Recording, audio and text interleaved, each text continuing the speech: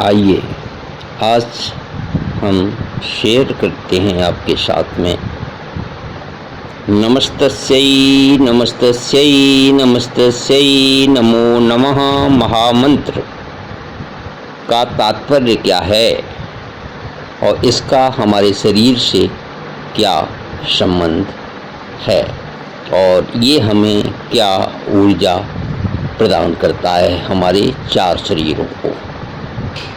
इसकी चर्चा हम इस मंत्र के द्वारा करने जा रहे हैं। कहते हैं मंत्र महामणे विषय ब्याल के मेटत कठिन कुवंक भाल के। ये कहा गया है, तुलसीदास जी ने कहा है कि जो मंत्र है वो महामणि की तरह है।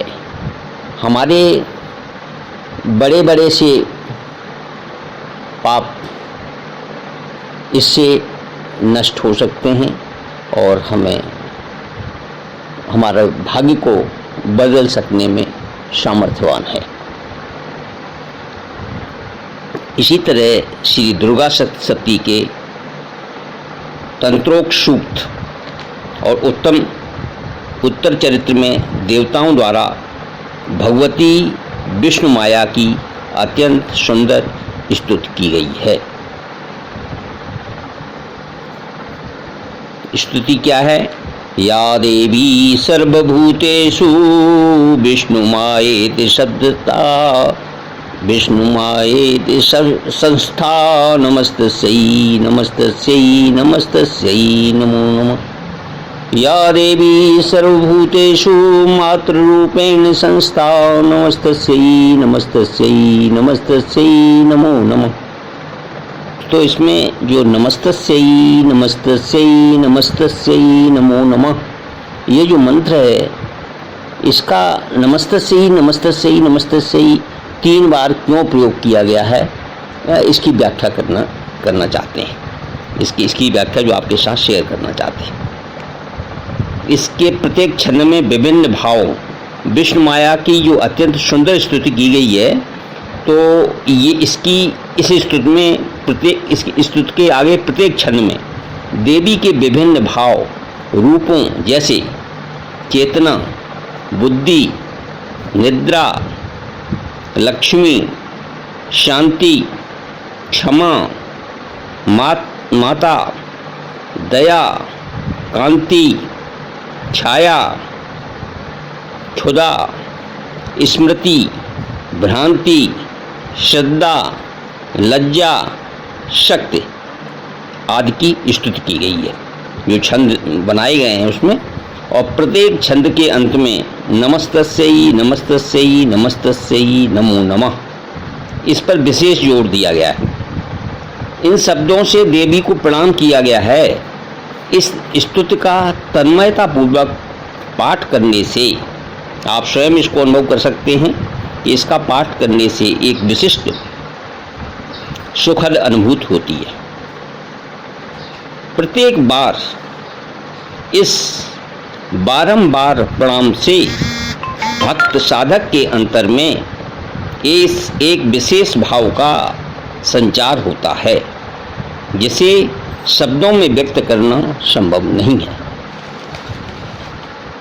इसकी काव्य रचना ही अपने आप में इतनी सौंदर्य एवं सौष्ठवपूर्ण है कि यदि कोई इसका पाठ आध्यात्मिक या भक्ति भाव समझे बिना भी करे तो भी उसे एक अनुपम आनंद की अनुभूति होती है, ऐसा उसको प्रतीत होता है। वैसे यह बात संपूर्ण दुर्गा सप्तशती के संबंध में ही सत्य है, किंतु तत्वदर्शी ऋषियों ने इन मंत्रों में आए नमस्तस्यै नमस्तस्यै आदि के तात्पर्य को यथार्थ रूप से समझा तथा अनुभव किया है। अपितु यह कहना अधिक ठीक होगा कि जगदम्बा ने ही अपने प्रिय संतानों के लिए स्वयं ये रहस्य खोल दिए, ऐसा प्रतीत होता है। इन मंत्रों के दृष्टाओं ने कृपा पूर्वक इन तत्वों को अपनी दिव्य वाणी द्वारा प्रकट करके सर्वसाधारण के लिए सुलभ कर दिया। इसमें मार्कंडेय जो महर्षि हुए हैं, ऋषि हुए हैं, उनका बहुत योगदान है।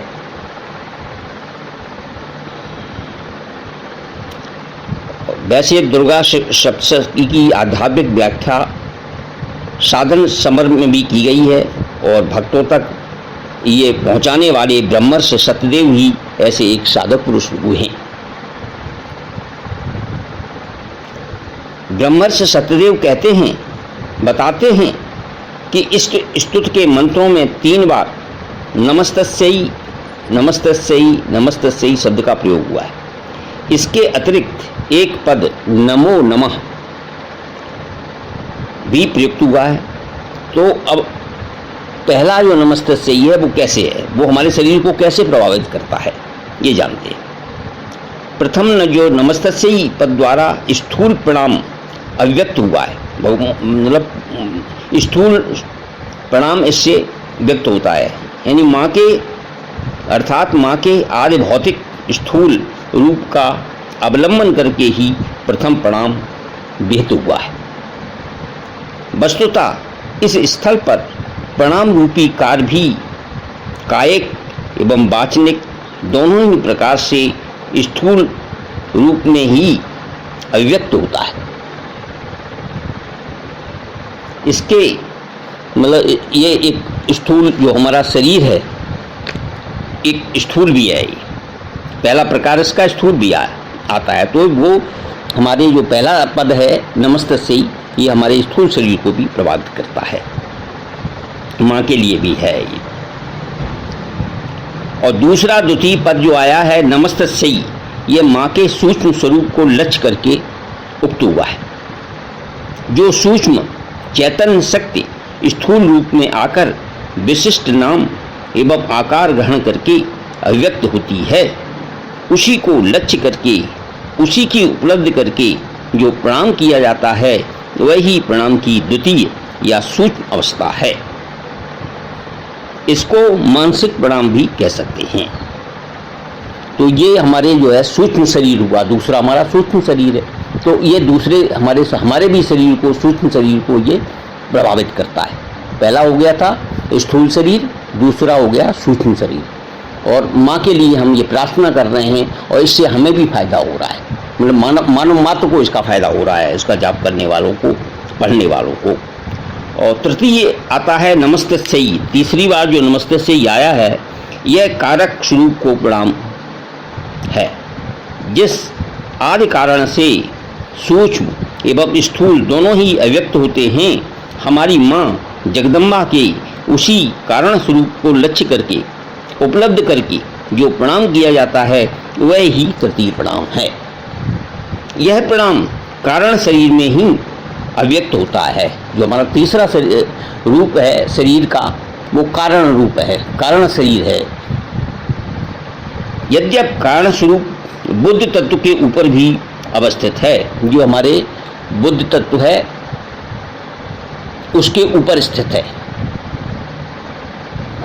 जैसे हमने अपने पूर्व के जो वीडियो लोड किए हैं इसमें YouTube पर, उसमें हमने बताया है आपको कि हमारा जो भौतिक जो शरीर है वो चक्रों पर, 7 चक्रों पर आधारित है और 5 तत्वों पर आधारित है।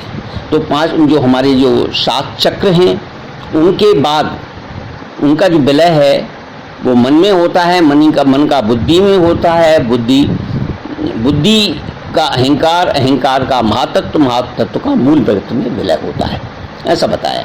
तो ये जो हमारा कारण शरीर है बुद्ध तत्व के ऊपर स्थित है।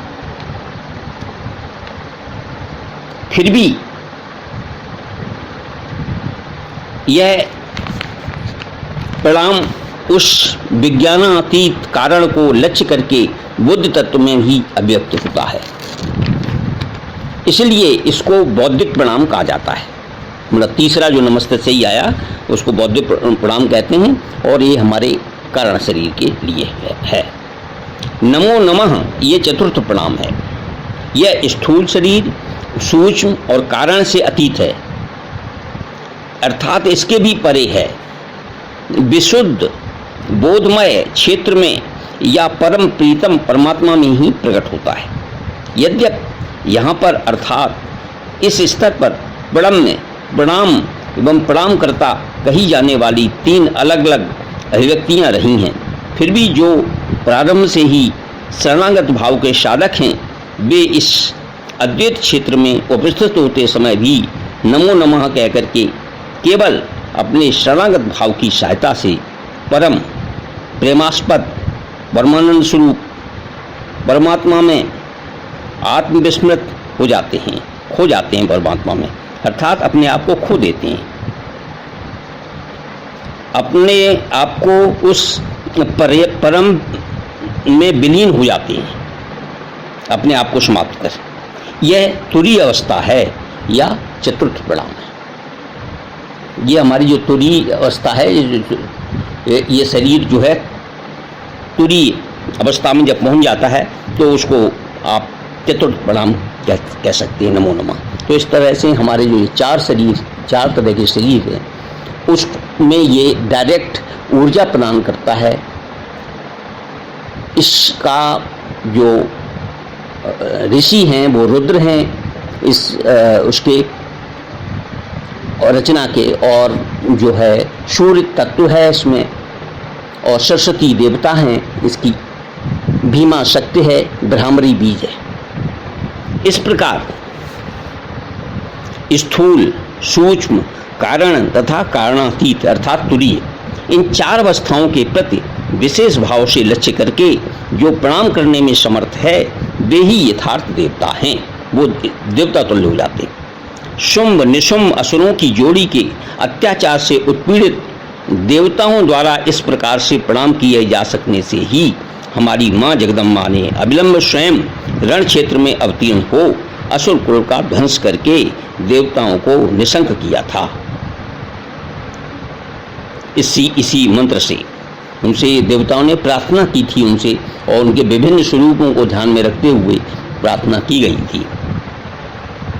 हे सज्जनों, तुम भी इस प्रकार का अभ्यास करो। स्थूल सूक्ष्म कारण एवं कारणातीत स्वरूप को लक्ष्य करके प्रणाम करने से के अभ्यस्त हो। इसको बार बार रिपीट करो, बार बार कहो इस प्रार्थना को। ये देवताओं द्वारा किया गया है, श्री जगदम्बा प्रसन्न हुई, अत्यंत प्रसन्न हुई।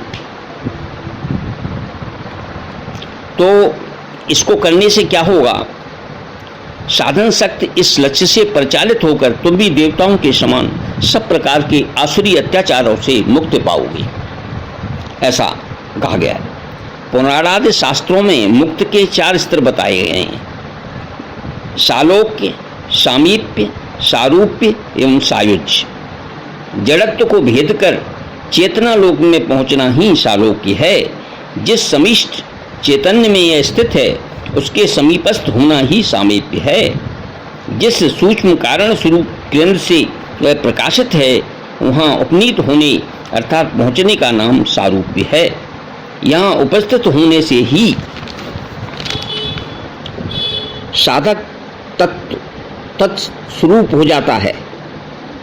इसी कारण इस अवस्था को सारूप्य कहते हैं।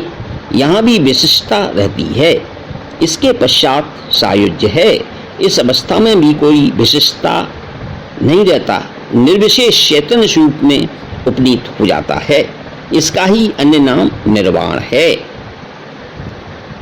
हे साधक, हे साधकों, हे भक्तों, हे सज्जनों, तुम्हारी दैनिक साधना में ही जैसे इन 4 अवस्थाओं के प्रति लक्ष्य अंतर्निहित रहता है, यहाँ 4 प्रणामों के माध्यम से इन 4 स्वरूपों से या अवस्थाओं की ओर से इन 4 शरीरों के बॉडी के 4 प्रकारों के रूप से लक्ष्य रखने के लिए ही संकेत किया गया है।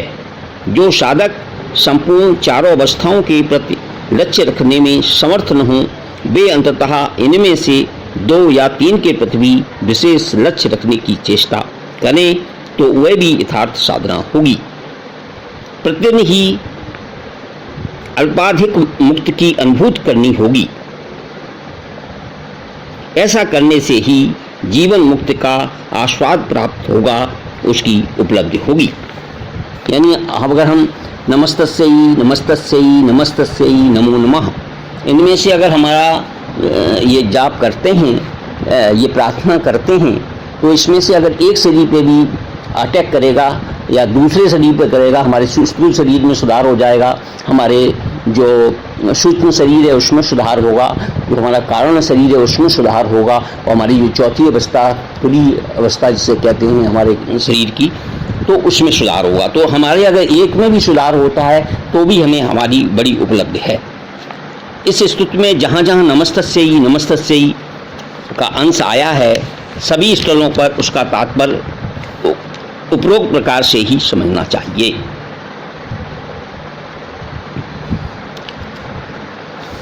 महर्षि ने इन प्रणामों के संबंध में यह भी स्पष्ट किया है कि यद्यप सप्तशती में इस मंत्र का शेषांश अर्थात नमस्तस्यै नमो नमः यह अंश एक पृथक मंत्र के रूप में निर्दिष्ट हुआ है, फिर भी अंत में जो है नमो नमः अंश को तृतीय नमस्तस्यै से पृथक करके चतुर्थ प्रणाम से व्यक्त करने से कोई हानि नहीं।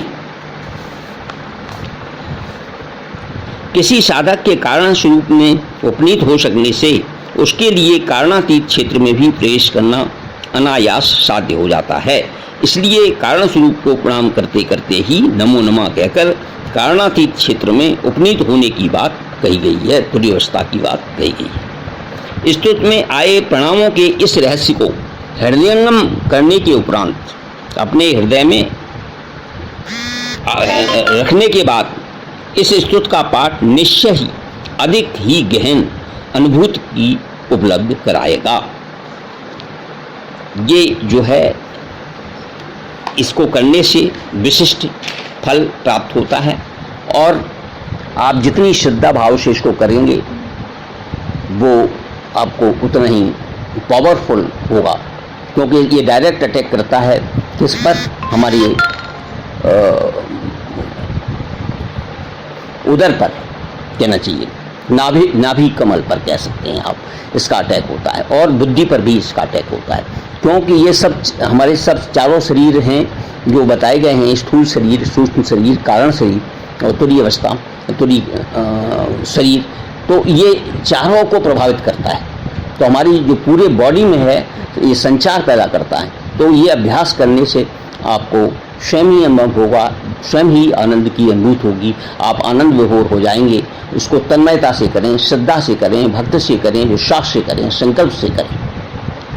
अंत में ओम या देवी सर्वभूतेषु मातरूपेण संस्था नमस्तस्यै नमस्तस्यै नमस्तस्यै नमो नमः नमस्तस्यै नमस्तस्यै नमस्तस्यै नमो नमः नमस्तस्यै नमस्तस्यै नमस्तस्यै नमो नमः।